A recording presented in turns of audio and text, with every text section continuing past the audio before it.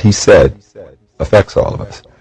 He said something that really hit home about this phenomena of chemtrails. You know, when I was a kid, I used to see these trails in the sky all the time, and so that's cool. A jet just went over, and then you started to see a whole bunch of them. And the next thing you know, everybody in your neighborhood was fighting and arguing, and you didn't know why. Okay, and you really didn't know why. I mean, everybody was fighting.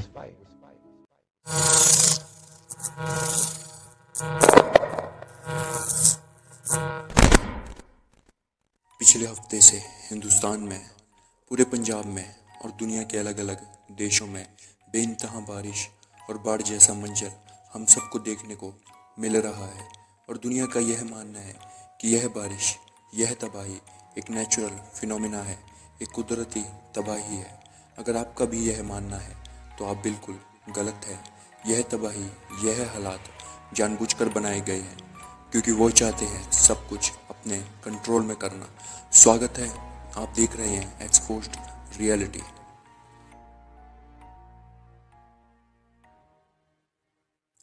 स्वागत है दोस्तों आपका एक बार फिर से इस channel पर, जिसका मकसद है आपको वह बताना जो इस दुनिया में चल रहा है हम लोगों से छुपाकर, खुफिया तरीके से। दोस्तों, आज मैं बात करूंगा कि ये जो आज आप कल न्यूज़ चैनल्स में देख रहे हैं कि कैसे जगह जगह पर पानी से तबाही हो रही है। बारिश सिर्फ बारिश ही नहीं बल्कि बाढ़ का रूप ले रही है। और इस बार की बारिश, इस बार का वेदर कुछ अजीब है। ये नॉर्मल नहीं बल्कि खुद से बनाई हुई आर्टिफिशियल वेदर लग रहा है। और दोस्तों, ये सब यूं ही मैं हवा में बातें नहीं कर रहा, मेरे पास प्रूफ है जो मैं आगे आपको दिखाऊंगा कि कैसे सालों पहले से ही इन शैतान के पुजारियों ने, शैतान के एलीट्स ने ऐसे मशीनों का आविष्कार कर दिया था जो मौसम को अपने कंट्रोल में कर सके, जो वेदर को अपने हिसाब से काबू में कर सके, जब चाहे बारिश को लाए, जब चाहे बाढ़ लाए, जब चाहे सूखा उजाड़ कर दे। और बहुत सी चीज़ें ऐसी जो इंसानों को नुकसान पहुंचाए।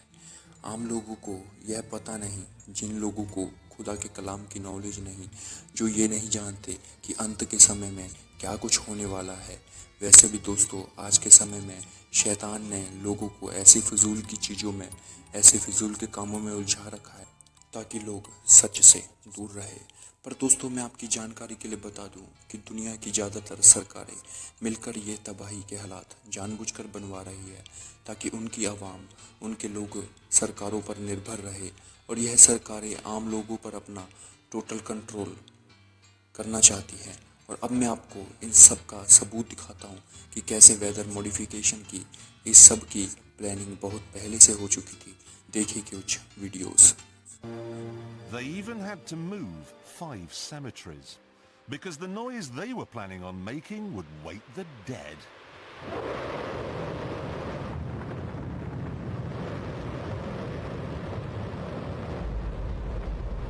The loudest sound you could possibly conceive. And as it turns out, the cleanest. That cloud up there, which was generated by the engine, is just a mixture of hydrogen and oxygen. It's water vapor. And in about an hour's time, someone in Mississippi is going to get wet. It's raining! That's unbelievable! Some of the world's leading economies, and even the lesser economies, could face even stronger headwinds from having significantly larger proportions of retired people and older people relative to working-age citizens. Another example is the array of technologies, often referred to collectively as geoengineering, that potentially could help reverse the warming effects of global climate change. One that has gained my personal attention is stratospheric aerosol injection, or SAI, a method of seeding the stratosphere with particles that can help reflect the sun's heat in much the same way that volcanic eruptions do. An SAI program could limit global temperature increases, reducing some risks associated with higher temperatures and providing the world economy additional time to transition from fossil fuels. This process is also relatively inexpensive. The National Research Council estimates that a fully deployed SAI program would cost about $10 billion yearly. As promising as it may be, moving forward on SAI would also raise a number of challenges for our government and for the international community. On the technical side, greenhouse gas emission reductions would still have to accompany SAI to address other climate change effects, such as ocean acidification, because SAI alone would not remove greenhouse gases from the atmosphere. On the geopolitical side, the technology's potential to alter weather patterns and benefit certain regions of the world at the expense of other regions could trigger sharp opposition by some nations. Others might seize on SAI's benefits and back away from their commitment to carbon dioxide reductions. And as with other breakthrough technologies, global norms and standards are lacking to guide the deployment and implementation of SAI and other geo. देखा आपने कैसे ये लोग खुद बोल रहे हैं कि कैसे इन लोगों ने वो टेक्नोलॉजी बना रखी है जो मौसम को चेंज कर दे, और यह सिर्फ बोल ही नहीं रहे, कैमरे पर इनकी वो मशीनें आप देख भी सकते हैं जो आर्टिफिशियल क्लाउड को बनाती है, जो दिखने में तो बिल्कुल रियल लगते हैं और उनसे ये जब चाहे बरसात करा सकते हैं। पर अगर आप भी ये सोच रहे हैं कि एक्सपोज्ड रियलिटी भाई, मगर यह वीडियो जो आपने दिखाई है ये सब वीडियो तो बाहर के ममालिक की है, अमेरिका की है, और जो यह तबाही, यह बारिश जो आ रही है यह तो हमारे हिंदुस्तान में, पाकिस्तान में और पूरे पंजाब में आ रही है, और ऐसी ही किसी मशीन की वीडियो हमारे यहाँ की तो नहीं है। तो दोस्तों मैं आपको बता दूँ, भले ही यह वीडियो हमारे यहाँ की नहीं है, पर ऐसा ही मंजर जो आज हम पूरे मुल्क में देख रहे हैं, पूरे पंजाब में देख रहे हैं, ऐसी ही आर्टिफिशियल बारिश की तबाही कुछ सालों पहले अमेरिका में भी हो चुकी है, जहाँ की यह मशीनें हैं। और सबसे पहले इस तबाही का ट्रायल वहीं पर हुआ था, जिस तबाही का नाम हैरिकेन था, और वहाँ पर भी ऐसा ही मंजर था। सड़कें डूब चुकी थी, फसलें बर्बाद हो गई थी, लोगों को अपना घर छोड़कर जाना पड़ रहा था। दोस्तों भले ही यह मशीनें बाहर की है, पर इसका असर ये लोग कहीं भी पहुंचा सकते हैं। यह एक जगह से दूसरी जगह, इस देश से उस देश, हर तरफ ये लोग तबाही ला सकते हैं। पर यदि आप लोग सोच रहे होंगे कि भाई ये सब लोग ये क्यों कर रहे हैं, इससे इनका क्या फ़ायदा होगा, तो दोस्तों ये लोग चाहते हैं आम लोगों को डराना, आम लोगों को बर्बाद करना। ये लोग ये जताना चाहते हैं कि देखो ऊपर वाला कितना जालिम है, उसने तुम्हारे घर बार अनाज सब बर्बाद कर दिए, और हम लोग देखो तुम्हारी कितनी फ़िक्र करते हैं, तुम्हें खाने को देते हैं। पर सच्चाई तो ये है, यह सारी आपदाएं ये खुद जानबूझकर लाते हैं ताकि लोगों पर अपना टोटली कंट्रोल किया जा सके और कोई इनके खिलाफ आवाज़ ना उठाए, और यह अपना न्यू वर्ल्ड ऑर्डर के एजेंडे को लेकर आए। अगर आपको भी अभी भी मेरी बात पर विश्वास नहीं होता तो एक और वीडियो देखिए, जब एक अमेरिका में हैरिकेन नामक वेदर से तबाही आई थी, आर्टिफिशियल वेदर ने तबाही लाई थी, जब लोगों का घर और खाना डूब गया था, जब इन्होंने लोगों को शेल्टर में रखा था, तब एक रिपोर्टर ने गलती से खुद एक्सपोज कर दिया था कि यह इस न्यू वर्ल्ड ऑर्डर की तैयारी हो रही है। देखिए इस वीडियो को।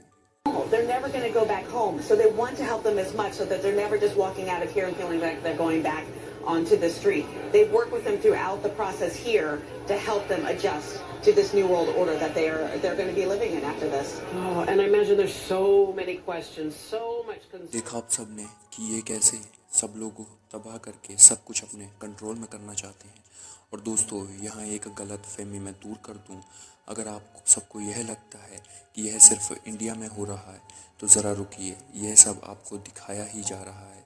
इस तरह जो आपको लगे, आप ज़रा खुद से सर्च करेंगे तो आपको पता चलेगा कि ये इंडिया में ही नहीं बल्कि चाइना, होस्टन, रशिया और भी बहुत सी जगहों पर इस तरह की आर्टिफिशियल वेदर से तबाही लाई जा रही है, आर्टिफिशियल वेदर बनाया जा रहा है। वहाँ के लोगों ने जो वीडियो शूट करी है उनमें वह खुद कह रहे हैं कि यह बादल असली तो बिल्कुल नहीं लग रहे। लोग दावा कर रहे हैं कि इस बारिश का पानी बिल्कुल भी कुदरती नहीं है। लोगों ने बारिश के पानी को बिल्कुल कड़वा बताया है, जो कि बिल्कुल भी होता नहीं। अगर आप गूगल पर भी देखेंगे तो आपको पता चलेगा कि बारिश का पानी कभी भी कड़वा नहीं होता, जो इस आर्टिफिशियल बारिश में हो रहा है। अंत में मैं आपको यह बताना चाहता हूँ कि यह दुनिया के आखिरी दिन चल रहे हैं। अभी तो ऐसी ऐसी मुसीबतें इंसानों पर आएंगी जो कभी किसी ने सोची नहीं होंगी, और इन सब मुश्किलों से, परेशानियों से वो ही बचेगा जो खुदा पर, उसके कलाम पर यकीन रखेगा। क्योंकि खुदा का कलाम हमें कहता है, भजन संहिता 91 7 और 10, तेरे निकट 1000 और तेरे दाहिनी ओर 10,000 गिरेंगे, परंतु वह तेरे पास से ना आएंगे। परंतु तू अपनी आंखों की दृष्टि करेगा और दुष्टों के अंत को देखेगा। हे यहोवा, तू मेरा शरण स्थान ठहरा है। तूने जो परम प्रधान को अपना धाम मान लिया है, इसलिए कोई विपत्ति तुझ पर ना पड़ेगी, ना कोई दुख तेरे डेरे के निकट आएगा। उम्मीद है दोस्तों आपको यह वीडियो पसंद आई होगी। वीडियो को अपने आसपास जरूर शेयर करिए ताकि लोग जान सके कि ये सब चल क्या रहा है। मैं जानता हूँ कि इस बार की वीडियो कुछ ज़्यादा ही लेट हो गई थी, पर अब मैं पूरी कोशिश करूँगा कि वीडियो को जल्दी लाऊं। दोस्तों, वीडियो को लाइक और चैनल को सब्सक्राइब करना मत भूलिएगा।